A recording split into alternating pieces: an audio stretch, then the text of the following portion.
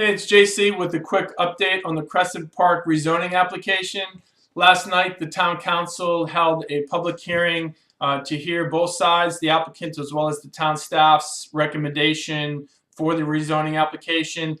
The town staff was lukewarm in their support for it, but in the end, they did recommend that the application be approved. They felt that generally the application meets the Crescent District rezoning regulations. They did have a couple issues with it, but in the end they voted, or they recommended that the town council approve the application. The town council voted 4-3 in favor, with Burke, Dunn, and Martinez voting no.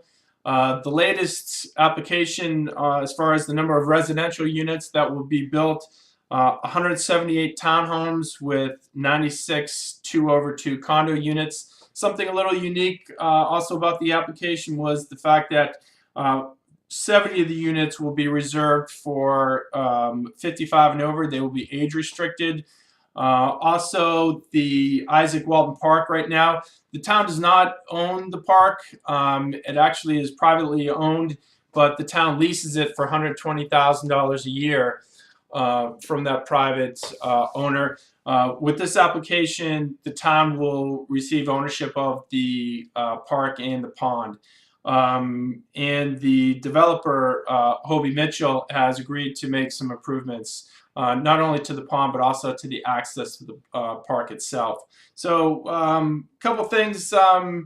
The big one for me was the proffers and the improvement to the pond. I felt like there were great arguments on both sides of the vote, pro and con. It wasn't a straight no or a yes for me. I see both sides of the argument, but in the end, like I mentioned, the town voted 4-3 in favor, so it looks like the development will be proceeding.